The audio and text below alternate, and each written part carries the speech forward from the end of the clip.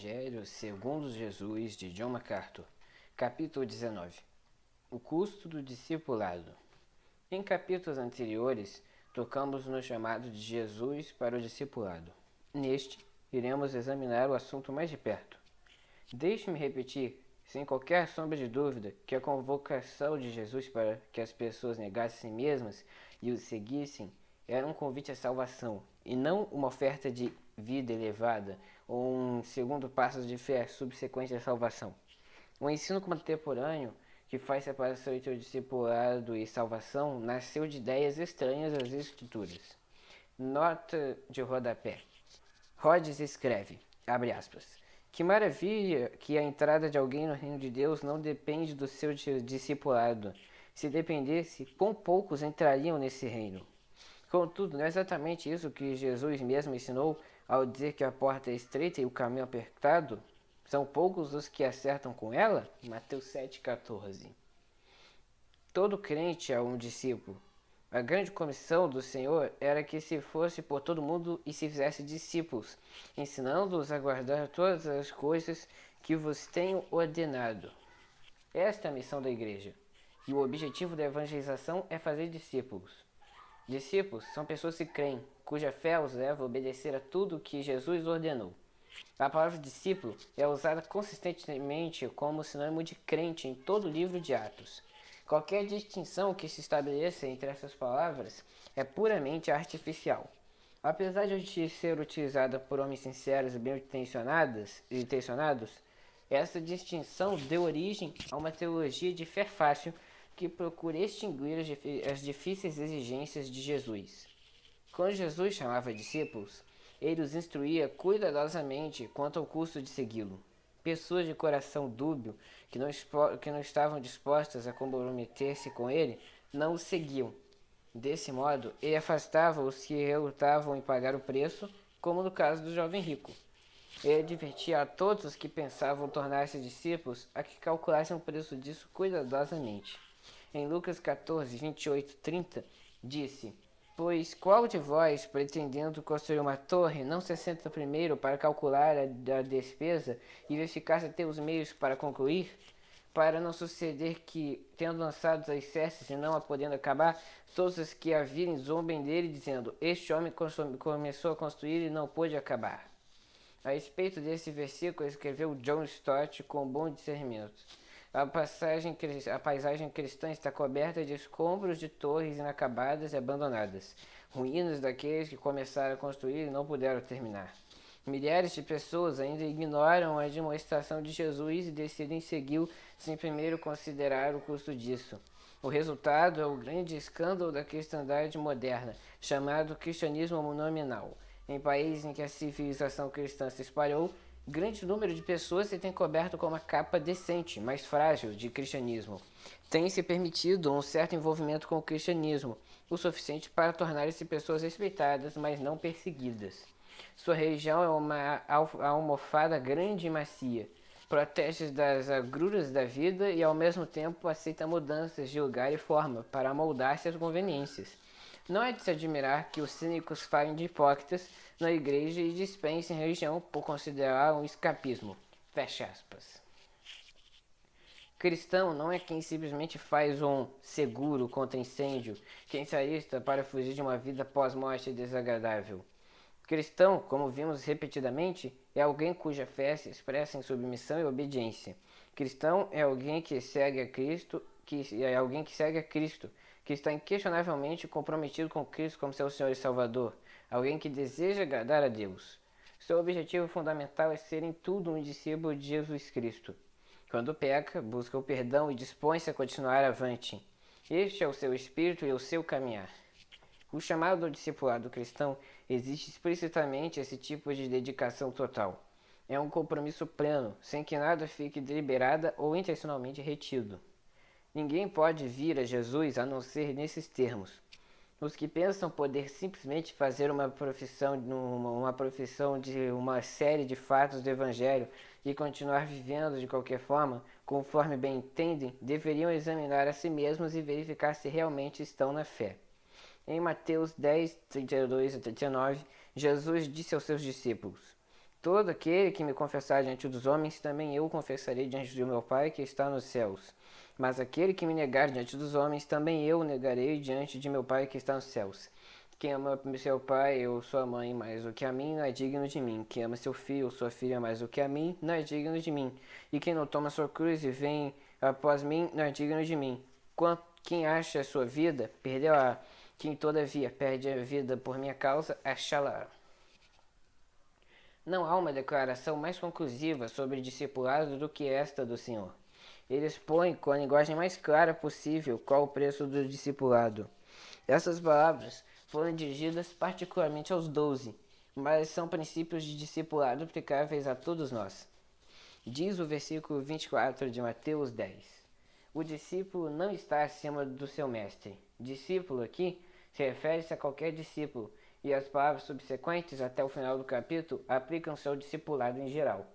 Os que veem discípulos como uma classe à parte de crentes mais dedicados dirão que os 12, ou pelo menos 11 deles, já eram crentes em Cristo, por isso não precisavam de qualquer instrução quanto ao significado de seguir a Cristo em fé salvadora.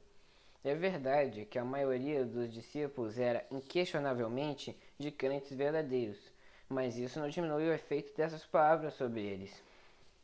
O fato é que aqueles homens já eram chamados de discípulos. Isto não era um convite para um tipo de relacionamento mais íntimo com Jesus, e sim um lembrete daquilo que já se estabelecera quando creram. O Senhor continuava ensinando-lhes as implicações de sua fé e salvação, e os lembrava constantemente do compromisso assumido quando decidiram segui-lo. Essas palavras também se aplicam a nós. Lucas 14, 25 a 35 contém palavras semelhantes, em linguagem até mais forte, que Jesus falou não apenas para os 12, mas para as multidões que foram ouvi-lo. Mateus 10, 2 refere-se aos 12 como apóstolos, isto é, enviados. Tendo completado o treinamento básico, Jesus os enviou a pregar. Todavia, em suas recomendações, antes de partirem, Jesus usa a palavra discípulo e não apóstolo. Suas palavras aplicam-se a todo discípulo e servem como orientação a todos os possíveis seguidores de Jesus. Confessando a Cristo diante dos homens. Os versículos 32 e 33 são resquícios da estarecedora cena do juízo final, apresentada em Mateus 7, 20 e 23. Todo aquele que me confessar diante dos homens, também eu confessarei diante do meu Pai que está nos céus. Mas aquele que me negar diante dos homens, também eu negarei diante do meu Pai que está nos céus. Isso significa que confessar a Cristo diante das pessoas é uma condição para alguém se tornar um crente verdadeiro? Não, mas significa que uma característica de todo crente genuíno é que ele irá confessar a Cristo diante dos homens. Paulo escreveu, pois não me vergonho do Evangelho, porque é o poder de Deus para a salvação. A essência do verdadeiro discipulado é um compromisso pessoal de ser como Jesus Cristo. Isso significa tanto agir como ele agia, quanto estar disposto a aceitar o mesmo tratamento que ele recebeu. Significa encarar um mundo hostil e fazê-lo destemidamente. Significa confessar diante dos outros que Jesus é o Senhor e confiar que ele também irá falar a nosso favor junto ao Pai. Confessar significa afirmar, reconhecer, concordar. Trata-se de uma declaração de identificação, fé, confiança e responsabilidade. Podemos confessar a Cristo com os lábios, como diz Romanos 10, 9, e também através de uma vida reta, como dá a entender Tito 1,16. A Bíblia manda confessar a Cristo diante dos homens. Estas palavras realçam o caráter público da confissão, e não há como ignorá-las. Lemos em Romanos 10, 10, porque com o coração se crê para a justiça e com a boca se confessa a respeito da salvação. Se o coração realmente crê, a boca está ansiosa por falar de Cristo. A confissão não é uma obra meramente humana, é impulsionada por Deus, logo após o ato de crer, mas inseparável dele. Repito, é uma característica da fé verdadeira e não uma condição adicional para que alguém seja salvo. Diz 1 João 4,15. Naquele que confessar que Jesus é o Filho de Deus, Deus permanece nele e ele em Deus. Qual é a característica do verdadeiro cristão? Ele confessa Jesus como Filho de Deus.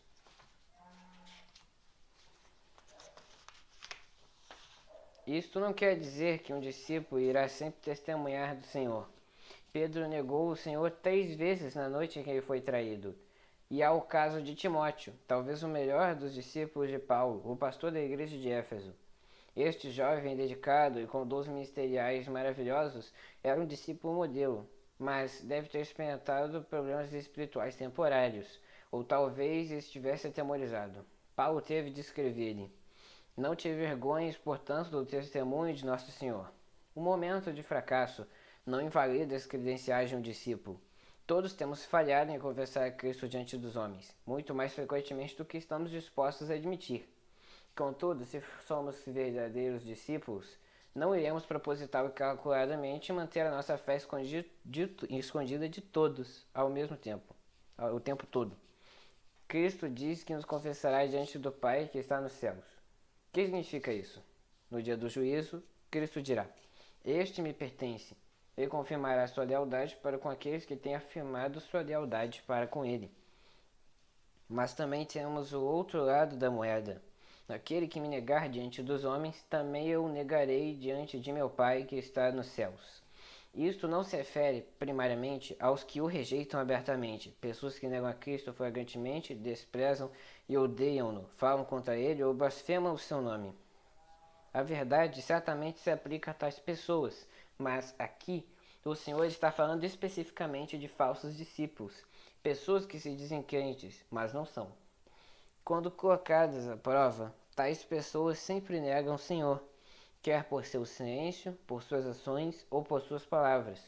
De fato, a ideia aqui expressa engloba todas essas coisas. Refere-se a alguém cuja vida inteira é uma negação de Cristo. A pessoa poderá dizer que crê, mas todo seu estilo de vida transpira negação. As igrejas estão repletas de tais pessoas, disfarçadas de discípulos, mas que negam o Senhor de maneira muito preocupante. Jesus irá negá-los diante do Pai. Em Mateus 25, 31 a 46, detalha o que acontecerá no juízo final. Isto é, descreve particularmente a separação das ovelhas e dos cabritos, ao final da tribulação, quando haverá o julgamento das nações. Mas este princípio é aplicável a indivíduos em todas as fases do julgamento divino. O Senhor porá as ovelhas, aqueles que o confessaram, à sua direita, e os cabritos, aqueles que o negaram, à sua esquerda, e conduzirá as ovelhas ao reino. São elas as pessoas retas, que o confessaram, pois ele diz: Tive fome e me destes de comer, tive sede e me destes de beber, era forasteiro e me hospedastes, estava nu e me vestistes, enfermo e me vestistes, preso e fostes ver-me. Mais uma vez, vemos o estilo de vida dessas pessoas, vemos que o estilo de vida dessas pessoas revela a realidade de sua alegação de conhecer Cristo. Aqueles que não vivem de modo condizente com a fé em Cristo são enviados para o castigo eterno, estabelecendo as prioridades. A segunda marca distintiva de um discípulo verdadeiro é que ele ama Cristo mais até do que ama sua própria família. O versículo 37 é especialmente enfático.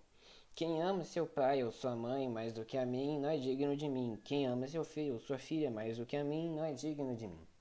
A passagem paralela de Lucas 14, 26 é ainda mais forte. Se alguém vem a mim e não aborrece seu pai, mãe, mulher, filhos, irmãos, irmãs e ainda sua própria vida, não pode ser meu discípulo. Para sermos discípulos, então, será que precisamos literalmente odiar nossa família? É óbvio que isto, em um sentido, refere-se a um ódio que viola mandamentos claros de Deus, tais como honra teu pai e tua mãe, e maridos amai vossas mulheres. A chave para compreendermos esta passagem é a expressão, e ainda a sua própria vida. O Senhor está dizendo que temos que lhe ser inquestionavelmente fiéis, até mesmo acima dos laços familiares e, especialmente, acima de nós mesmos.